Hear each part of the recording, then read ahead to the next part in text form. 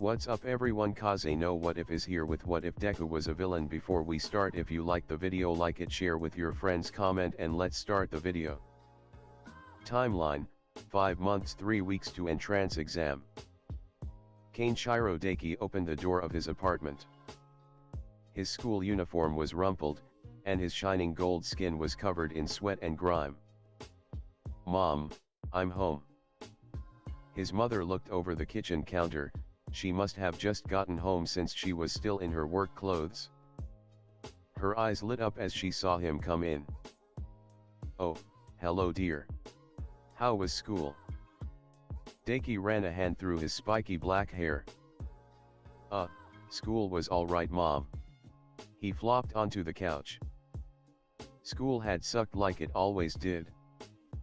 At least Mastermind had been helping him get his grades up to a decent level. "Big bro." Deki got a moment's warning before his 8-year-old sister crashed into him. He grunted, eyes bulging as she gripped him. "Hey big bro. Guess what I did at school?" Deki grinned. "What did you get up to, Akari?" His sister grinned. "I went on the playground with my friends, and I did really well on my English test, and I got a photo of a dog." Deki's smile took on a mischievous light. "A photo of a dog, huh? Wow, you gotta show me." Akari laughed, trying to get out of him, suddenly lunging at her to tickle her. "No." His mom sighed wistfully as he wrestled with his sister, pointing a finger at the pot on the stove. A bright beam of light shot from her nail, hitting the stew inside and starting to heat it up. "I remember when school was alright as well." She smiled, her eyes tired. "And how has your work been?" Deki froze. "Well, it's been a few hours ago." Golden Grin ducked under Death Arm's sparking fist, furiously scuttling backwards. Mastermind had tracked down some unusual expenditures that had been coming from a high-rise skyscraper, but as hard as he and La Brava had tried, they hadn't found what was being spent. They also didn't know what happened in a certain room. So of course, Mastermind had decided to rob the place. Mastermind and Inkblot had decided to do the job. Mr. Compress had bowed out due to a cold, and Gentle and La Brava were investigating something else. Stitch had said he was working on a critical patient in his back alley clinic. They'd grabbed some money and were trying to leave when the heroes had arrived. Golden Grin and Inkblot had taken point, Mastermind supporting with blasts from his freeze ray. Inkblot was grinning like a maniac while swinging her mallet around, hitting the walls and leaving sizable dents. Death Arm spun his arms around, the buzz of electricity building up. "We've got you now, villains," he shouted, preparing to deal a mighty blow dash. At the last moment, Mastermind rolled out of the way, Death Arm's fist smashing through the wall and revealing. Golden Grin stared. Mastermind stared. The heroes stared. He couldn't remember the guy's name off the top of his head, but he was some really conservative politician. All about family values and that other shit. He was just the most prominent one he could remember. The room they were staring into was made up like a typical preschool. Light blue walls with white fluffy clouds, bright yellow sun, balls, and toys, the works. And a bunch of grown-ass men in their 50s or 60s with attractive young women, frozen. All of the grown men were dressed like kindergartners. The politician was on a tricycle with a giant lollipop in hand and a propeller beanie on his head. Golden Grin was never more aware of the fact that Mastermind's helmet had a camera and was streaming this to La Brava, going by the confused screaming piercing his ears. For a moment, everybody stared at each other. Death Arms trailed off. Collectively, the League of Supervillains backed off while the heroes were frozen stiff. The money they'd grabbed was divided between them, and they had video material at least. Deki had taken the train back home, trying desperately to forget what he'd seen. Now, Deki just shrugged. I've met a whole lot of weird customers. He shuddered, he never wanted to see something like that again. But, I mean, I love working with my new boss and the other guys. We're all friends, kind of. His mom just smiled. Well, it sounds like you're enjoying it better than your last one. Deki nodded. Those early days of being a villain were still a bit raw. Come on, the pig's basically quirkless. Just blast his head off already. Yeah, never going back to those assholes. He smiled at his mom, getting up. He looked over at the photo of his uncle before sitting at the table. His uncle smiled at the camera, a bright blue beam shooting out from his navel. His mother looked over at the photo, her expression tight. I think he would have been proud of you, Deki. Deki felt a knot in his throat. He knew his uncle was still alive, he had to be. His mother smiled kindly. Could you get the bowls out for me? Sure thing, Mom. His uncle was alive. He'd find him, whether by himself or by his private detective. Timeline, 5 months 2 weeks to exams. Sumi checked her tight white dress for any shed hairs. When you're covered head to toe in black fur, you tended to be particular about any leftover hairs.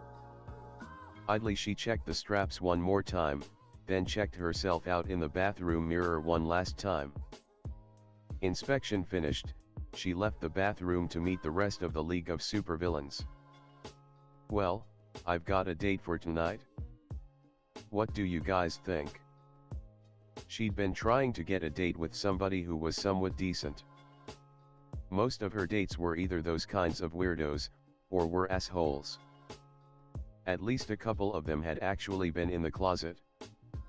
Mastermind looked up at her from his workbench, where he was fiddling with one of the drones.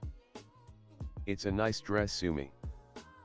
Gentle nodded, having changed to his more comfortable clothes. You look stunning, anime. Go knock your paramour dead. Sumi's smile widened, giving a little twirl to show off the dress. Ah, thanks. And I really hope the guy's decent. Not like the last guys I've been dating. Aba gave her an encouraging smile. You're gonna get this, Sumi. I got a good feeling looking at the guy's profile. Sumi grinned at the shorter woman. Ah, did you hack his Facebook or something? Not everybody's got a friend who's willing to do that. Mastermind gave her a thumbs up. Well, I think it'll go really well, Sumi. You look fantastic. Sumi's grin widened. Trust Mastermind to say something like that. Ha, well, of course it will. Nothing can go wrong. 2 hours later. Pretty much everything had gone wrong. Well, not everything, the restaurant itself was nice, at least she could afford to go to better places than when she was just an extra in some small movie studio. Sumi and her date, Hayat Maet, had gotten through most of a bottle of nice wine and a pleasant meal while they talked. He was handsome, with a strong jaw and intriguing yellow eyes. Just a shame that he proved to be an asshole. It's pretty interesting what's in that Redundistro book. He glanced around, obviously annoyed. Hello? When are we getting some service? Sumi's eyebrow twitched. Hopefully he wouldn't be too bad. He was one of those guys with a strong quirk who thought that they were owed everything, so kind of business as usual. Well, they're pretty busy here dash. Wasn't asking you, he sighed, trying to get his smile back. But it's interesting, what Distro was trying for. You know what, he was completely right about quirks. Those with strong quirks like you and me, we should really be running this place, getting better service. Sumi's hand twitched. She knew she wasn't going to be happy with the answer, but she felt she had to ask. So what about people without quirks? He smirked. What about them? They've tried to drag us down to their level for so long, so hey. Sumi had gotten up, looking down at him coldly. Thanks for the dinner, but I'm not putting up with your shit. She left the restaurant as he spluttered, idly scrolling through her contacts to get to a bot. Hey, what's up Sumi? She sighed. My date's a bust and I kind of want to get smashed. Are you down? Aba paused. I'm sorry to hear that. I honestly didn't think dash. Hey, it's fine. Not the first time, I'm just angry and want to get a drink. Aba paused. Could meet you at Barakami's. It'll be nice to go out like this, even if it sucks your date didn't work out. Sumi knew that place. It was a bit out of the way, but it was worth it. Great. See you there Aba-chan. Later. The bar was dark, classic records decorating the walls. The pair of villains sat at the bar, the dark red leather seats adding to the atmosphere. I guess I don't have any luck with guys, Sumi grumbled into her beer. They're either weirdos, condescending pricks or gay. Aba stared off into the distance, her own drink something violently pink in a cocktail glass. I kind of get it. The only guy who wanted to date me in high school only wanted me to be a legal loli. Then I tried ask out another boy, and, well. Sumi gently tinkled their glasses. Well, here's to finding a good man someday. Already found one. They both knocked back their drinks, waving for another round. Aba patted her on the shoulder. The bartender had raised an eyebrow at her ID, but it was still legal. Cheer up, Sumi. You'll find somebody for you, like I did with Gentle. Sumi put on a slight smile. Yeah, you and Gentle work well together. She lifted her mug to her lips. Besides, we're two gal pals. We should talk about something else other than love. Aba looked slightly offended. Yeah. She took a sip of her own drink before a wicked look entered her eyes. So, when are you going to ask Mastermind out? Sumi choked on her beer. After some frantic coughing, she managed to recover. What? Why would I dash? Aba let out a short laugh. I knew it. You started teasing him but now it's real, huh? Sumi shook her head. No. Come on, let's talk about something else. Do you really want to fail the Bechdel test? We could be talking about, I don't know, philosophy or something. Aba poked the taller woman in the ribs. Come on. You like him? Sumi stared at Aba for a few moments, then sighed. Alright, fine. I do like him. Happy. Aba grinned, leaning on the bar. Yep. So when did it start? Sumi waved for another beer. Probably it started with that whole declaration thing. Then she remembered talking with Mastermind a couple of months ago, during the gear trials. The self-proclaimed supervillain had been nice, really nice. Well, that was when I tried to go with K, remember? Aba wiggled her hand vaguely. Was he dash? Sumi sighed. Incredibly in the closet, yeah. But Mastermind. She'd shown off her dress then, mostly to Aba and a little to the others. Mastermind's compliment was really sweet, and somewhat unexpected given how timid he could be when not out in public. Well, Sumi, I think you look wonderful. It really brings out your eyes. You're going to have a great time with anybody. Most guys were interested in her being a furry, or looked at her breasts or butt exclusively. Her smile grew fond. And then I remembered those eyes of his, a surprising shade of mossy green, and then, well, she trailed off. And he's always so kind. He treats me like a princess, which I am. She chugged her second glass of beer, letting out a loud burp. Aba stared flatly at her. Sumi huffed. What? I can be princessy and I can also bench a fridge. I'm not compromising on either. Aba laughed. Sure, whatever. Her expression turned more serious. Have you thought about it? Sumi glanced at her glass. Okay, so you can never tell him this. But a few nights ago, I had a dream. She took a deep breath. With him in it?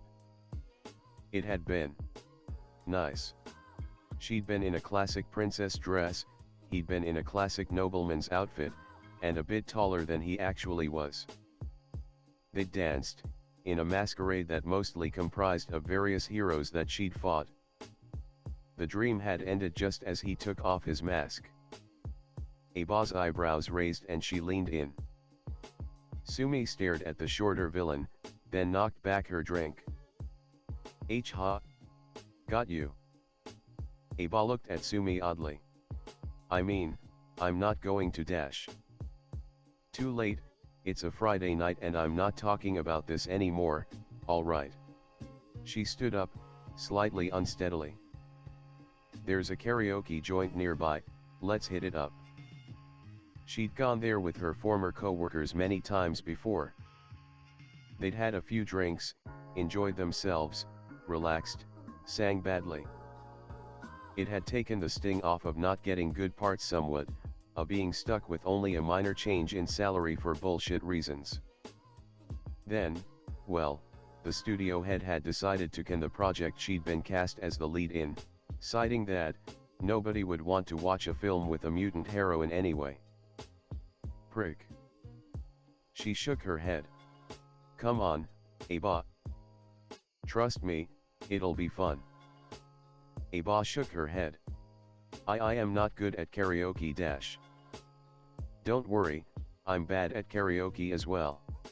She picked up Aba one-handed, slapping down her card. Let's go. Karaoke was as fun as it always was. Probably more fun, with her and Aba consuming more beer and singing a dreadful version of Lovers Again, with no work to get in the way. Timeline, 5 months to entrance exam. The back alley clinic in Narahata was a small, pokey place. Just a typical small, practically abandoned building in a shoddier part of town. Tsuchiya Hideo glared at the light as if it had personally offended him. With a weary sigh, he peeled himself off of his bed, turning on his shower to clean himself up. His personal room looked like a bomb filled with dirty clothes and beer cans had gone off. The cleanest things in the room were a framed picture of a younger and happier Hideo on his graduation day, the others being a set of scrubs hanging up in the wardrobe, scrupulously clean. A collection of newspaper prints were on the walls, pictures of Hideo at various stages of his career, one of them covered in small dart holes. He grabbed a cup of coffee, swilling it down. Sooner or later he'd have a client. There was always one.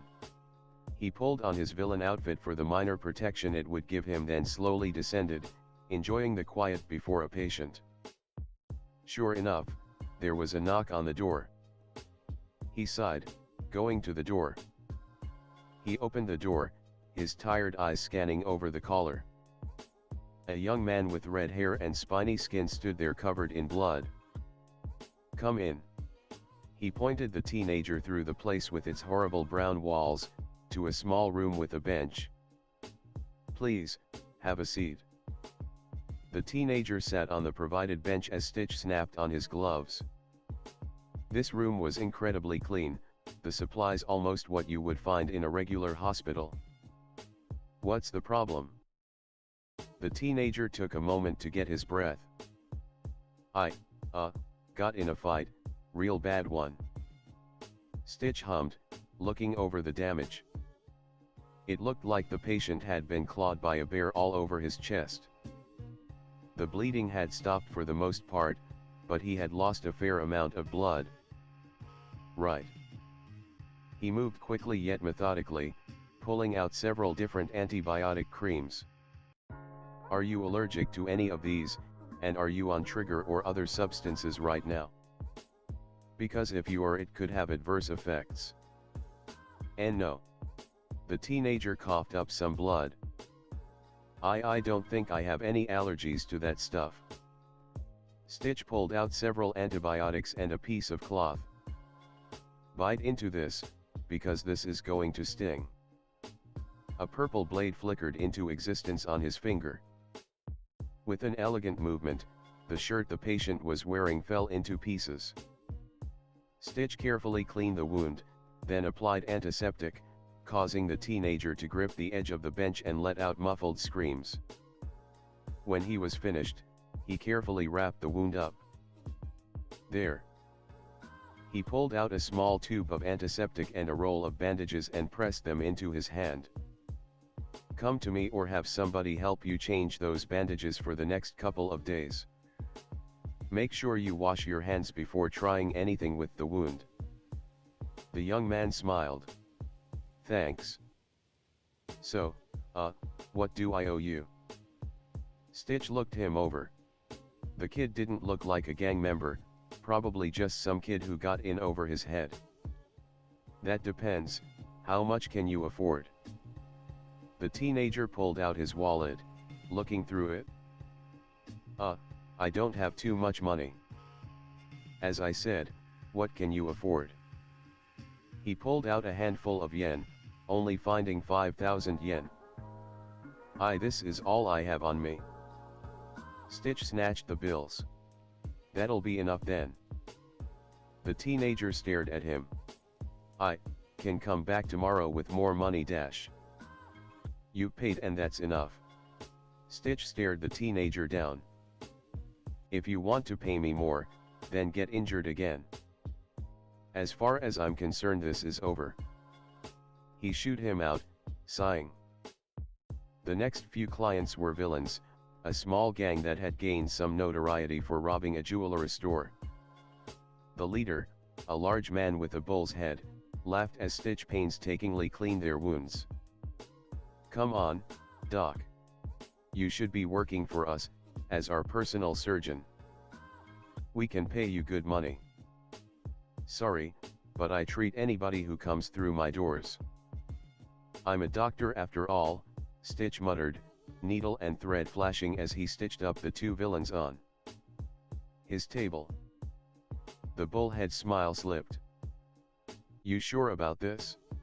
It'd be a bad idea to make me angry.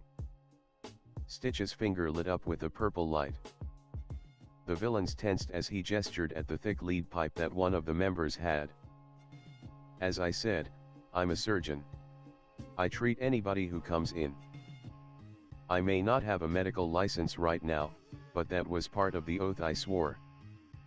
Quicker than they could react, he slashed the pipe in the thug's hand. After a moment, the top slid down onto the ground, jangling loudly. He looked them in the eye as they flinched back. So do you want me to continue treating you, or do you want to leave? Your choice. Shakily, the villains allowed themselves to be treated. Stitch idly flicked through the channels on the television as he waited for clients. One of his patients had paid him in a bowl of ramen as payment for a tonsillectomy, offering that and lunch for a week. Stitch had accepted this offer in lieu of money, warning the man that he would expect to be paid in full.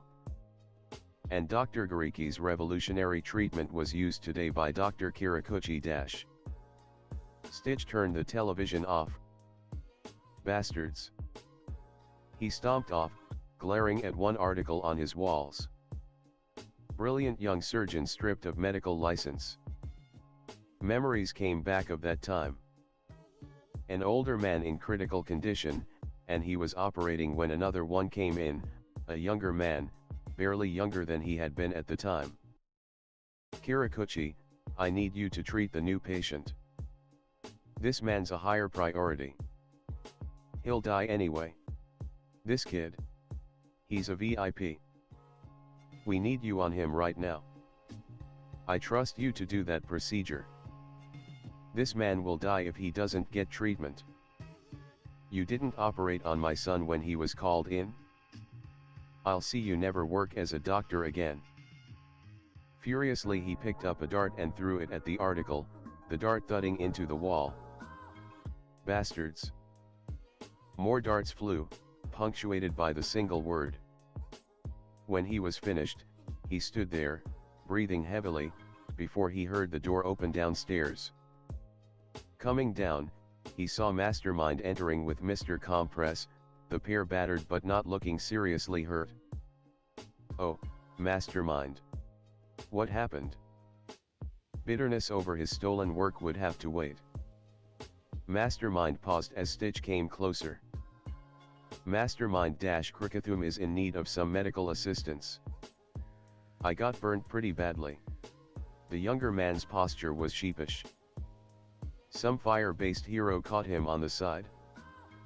It's not a bad burn, but it will probably need treatment. Stitch sighed. A doctor's work was never done. Let's see the wound.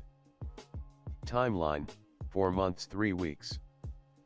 It didn't look like very much, a small house covered in ivy next to a hardware store. If you didn't know about it, or you didn't travel near it and smell the delicate fumes coming from inside, you wouldn't know that it was a tea house. Gentle Criminal breathed in the rich aroma of the pot coming closer.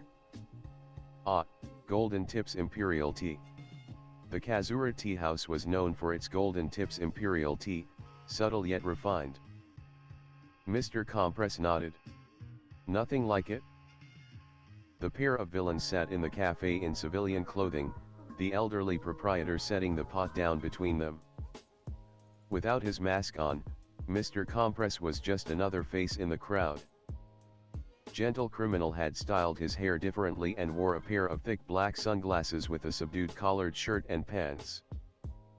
The rich, golden brown liquid was poured into the gentleman's cups, Gentle pouring the pot without his typical flair.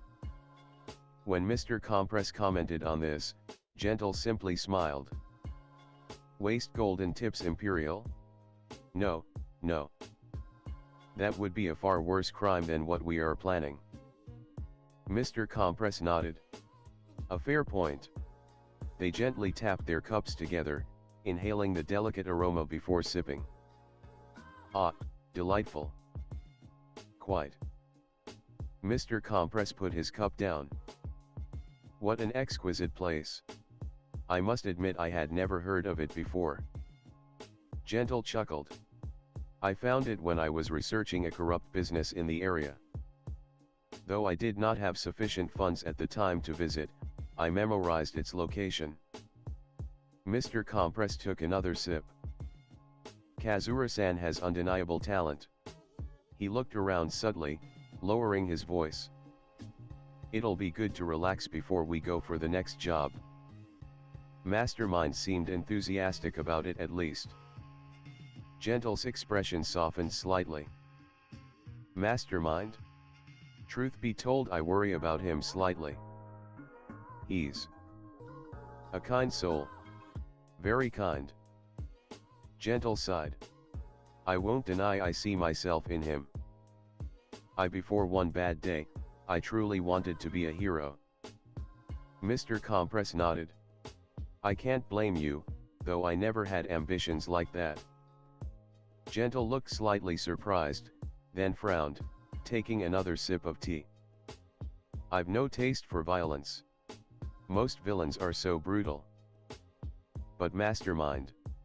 He's a gentle soul. And he's smart enough that he really shouldn't be in this business. Mr. Compress cup stopped before it came to his mouth. You think so? Gentle's expression turned bitter. I'm not really anything special. I never had the grades to make it anywhere in hero school. Mastermind though, he doesn't have to be a villain. He chuckled. I mean, he is a friend, and I wish him the best. But I honestly wonder why he's a villain at all. Mr. Compress paused for a moment. Everybody has a reason for doing what they do. And I feel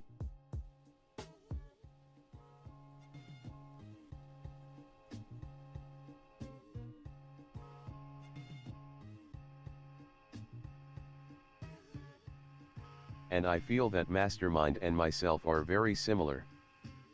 When Gentle looked at him, he waved a hand, a bunch of roses appearing. Even without my quirk, I am a master of prestidigitation. I'm a fully accredited magician with and without quirk. If I didn't want to be a villain, I wouldn't be here. He stood up dramatically, cup delicately balanced. The elderly proprietor dully stared at him before shaking his head, leaving the room and closing the door. So why? My reason. I want to expose the corruption in the hero world.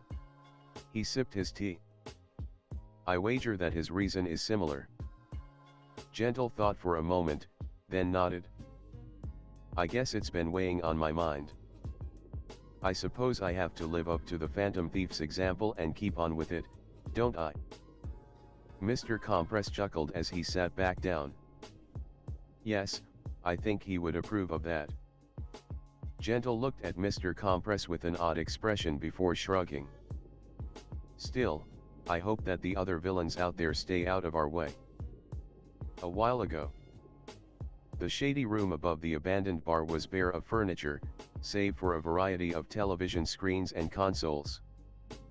A laptop in the corner was plugged into the wall, displaying various screenshots. The futon on the ground was messy and unmade, and there were dirty clothes and empty cans scattered everywhere. A neat figure with black and purple smoke coming off of his body side. Starting to tidy the clothes and detritus away before glancing over at the other inhabitant as he tapped away furiously on his handheld console. Shigaraki, I don't suppose you want to read the newspaper or watch the news. There has been an interesting development dash.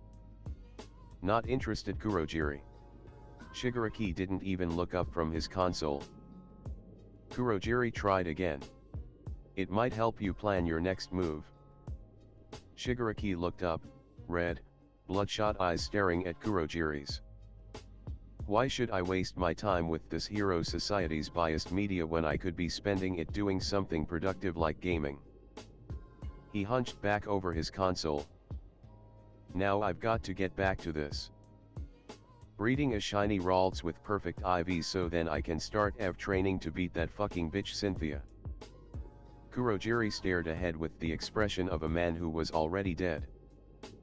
In a shaded lair, a small, fat bald man looked at the television screen displaying the antics of a certain figure. So, my lord. What do you think? The figure that sat in the chair leaned forward slightly.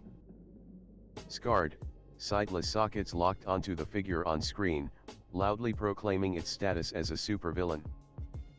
I think this moron is hilarious, all for one commented, a wide grin on his face. And, this is a bit of a toned down chapter, since the last one was pretty high energy. That, and I wanted to go over most of the other characters' backstories. I hope I got across why each of these characters became a villain in the first place. So we're moving through the time zones at a reasonable clip. There's a few major events before we'll hit canon, then we'll see. Without sufficient comments I sleep like a baby, I wake up and cry every 2 or 3 hours. Also, criticize, tell me what worked and what didn't. I will get to you eventually. Next time. Damsel in Distress.